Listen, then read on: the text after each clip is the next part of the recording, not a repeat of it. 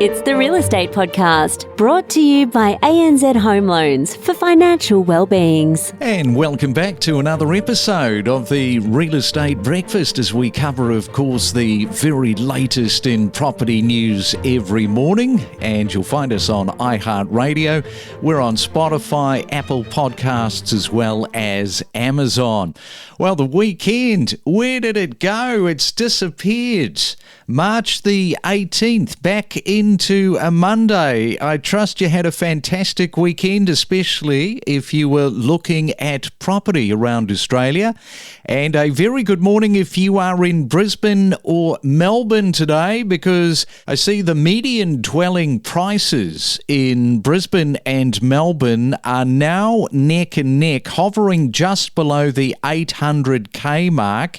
But what that price buys you certainly differs significantly between the two cities.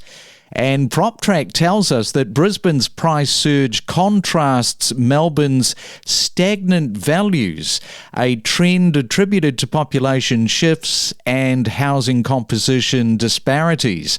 While Brisbane's dwelling prices soared, I mean, this is an amazing number, 60.7%. Since the pandemic's onset, Melbourne experienced a modest 16.5% increase.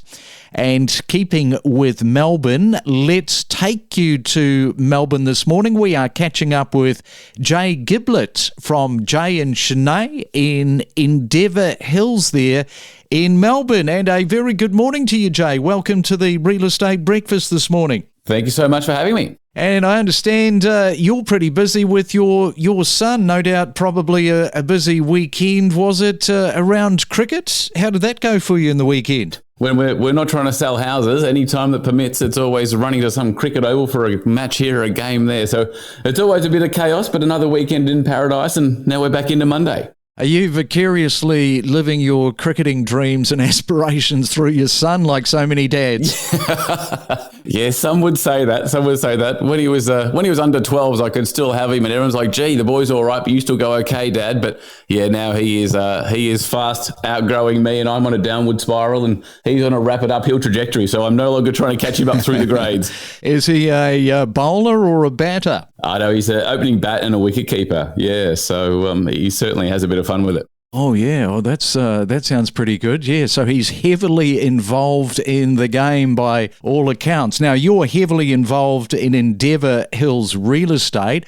And as I mentioned, the stagnant housing values in Melbourne.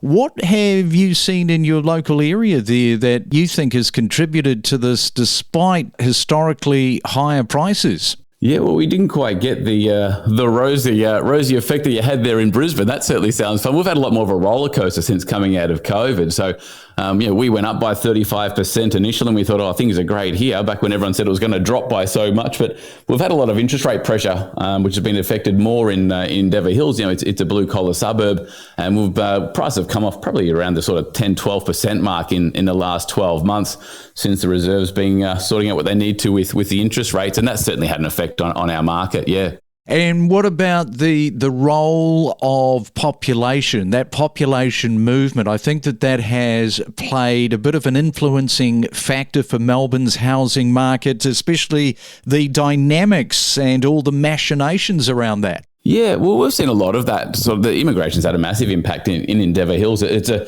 very multicultural suburb, and back through sort of 2017, 2018, we had a lot of Chinese buyers coming into the area as identified as part of the drag in which the Chinese buyers assimilate within Melbourne. But now we've had a lot of Indian buyers push through, a lot of Afghan currently. So there's certainly, it's on the back of having a lot of Romanian and Italian buyers in Endeavour Hills, or homeowners in Endeavour Hills from the outset. So it really is quite a big mix of people in a small little suburb. All right, so we're talking to Jay this morning, and he is in Endeavour Hills there in Melbourne. We'll come back and talk more property after this. Gain insights with exclusive conversations from real estate professionals about buying, selling and investing across Australia. Well, are you somebody that has spent thousands of dollars when trying to buy a property and have this repetitive expense of ordering a building inspection, which average these days around $1,800 per property. Well, while some consider skipping the inspection due to costs, there are, of course, some really, really big risks if you do that, which is prompting a proposed law in South Australia requiring sellers to provide recent building inspection reports at their own expense. Advocates are arguing that this protects buyers during the housing crisis. However, the real estate industry opposes the law, citing broader affordability concerns. And the debate highlights tensions between buyer protection and seller interests in the property market, which is a subject that we are going to cover a little bit later on this week. Listen to in-depth discussions with industry leaders on investing options, understanding different suburbs with insider perspectives and exclusive tips. And it is a Real Estate Monday, the hardest day of the week. And we are talking to Jay in Endeavour Hills in Melbourne as part of the Real Estate Breakfast this morning. And how have you been going, Jay, since the start of the year, 2024? You know, we're well advanced now, aren't we? Well and truly into March. We've got, coming up tomorrow, we've got the RBA, which is going to make some sort of an announcement. It didn't take long for those 6 weeks, and they're over.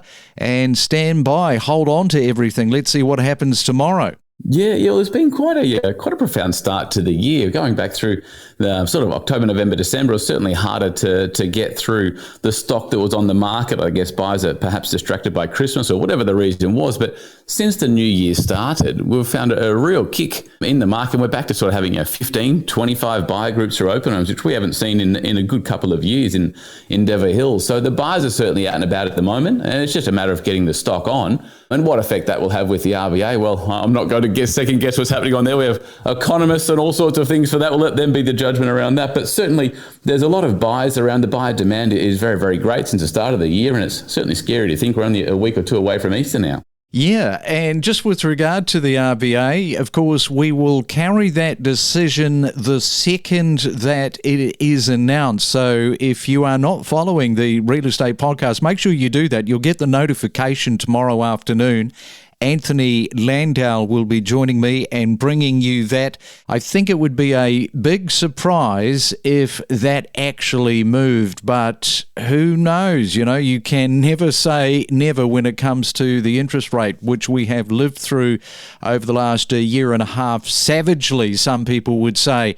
Now, what are the various types of properties available, particularly where you are, for around that 800K that report talks about? How do they vary from suburb to suburb, which might be a little bit outside of your wheelhouse, but you can certainly talk to that for Endeavour Hills? Yeah, well, we've got quite a mix of property in Endeavour Hills. We're sort of blessed with having larger block sizes, which was certainly enjoyed by families, 10, 15 years ago, but a lot of them now are getting subdivided and cut up. So we're seeing a lot more new townhouses being built. There's quite a few larger subdivisions which have sort of, 16 to sort of 25 townhouse complexes in them as well. And there's actually a lot of knockdown rebuilds happening at the moment where people aren't doing the subdivision, they're just building their big 40, 50 square homes to enjoy the views of Endeavour Hills. But certainly as far as the article goes about what 800,000 buys you, it certainly buys you a lot more now than what it used to. So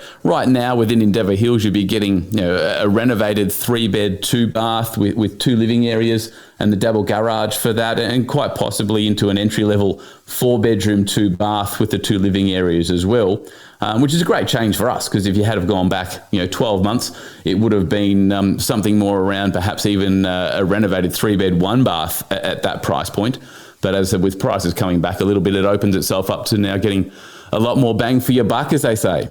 Now, you were telling me just off air that Endeavour Hills, and this is especially for people that don't know anything about your suburb, it's a little bit different in terms of the layout. It doesn't have that sameness that a lot of these suburbs have. Everyone that comes into Endeavour Hills will always find it very funny that once you move in, you tend to never move out because it's centralised around a big shopping centre. So like day-to-day shopping becomes very easy because you can always get a car park there, so they don't have to run off to the more major shopping centres, which people enjoy. But it's obviously Endeavour Hills. It's in the name. It allows some great views from the top of the hills, which people are loving. But the fact that it's got curved tree line, established trees in the streets, and they're wide streets so you can park in them, and these sort of things just give it a little bit of personality, which people really enjoy. And it's been established now for 40 years. So it really gives people something to come back to and enjoy driving home, to call it home, as against having that, those skinny tree line streets now that with those tiny little houses on them on the 300 square metres. So it's a little bit of something different we've got in Endeavour Hills, and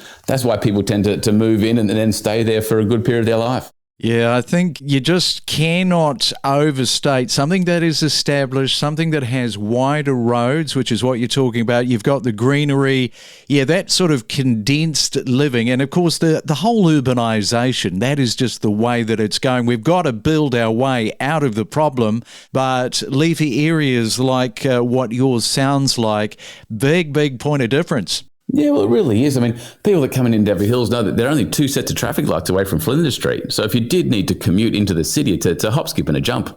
Obviously, outside of peak hour, which it always is, but on a normal day-to-day drive, it's very, very easy to do. And then, have a nice, easy drive. And in fact, be proud to come home and enjoy living in a beautiful part of Melbourne. You're selling it nicely, Jay. You're selling it nicely.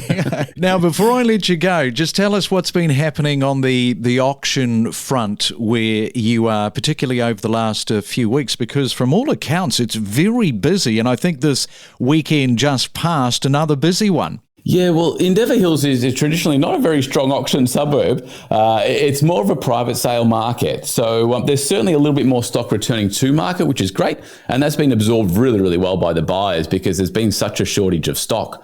In fact, it's quite interesting to note that, typically there'd be sort of 130 to 150 houses on the market in Endeavour Hills sort of over the last 10 years. But right now, if you had a look on realestate.com, I think there's only about 48 or 49. So there's very, very low stock. But so as soon as something new hits the market, it's being absorbed very, very quickly, which we're seeing since that Christmas break. It's been going great guns for us. Well, Jay, great to talk to you this morning and find out a little bit more about your Endeavour Hills. Good luck with the sun, the opening bat and the wicket keeper. Hope that all goes well into next season for you.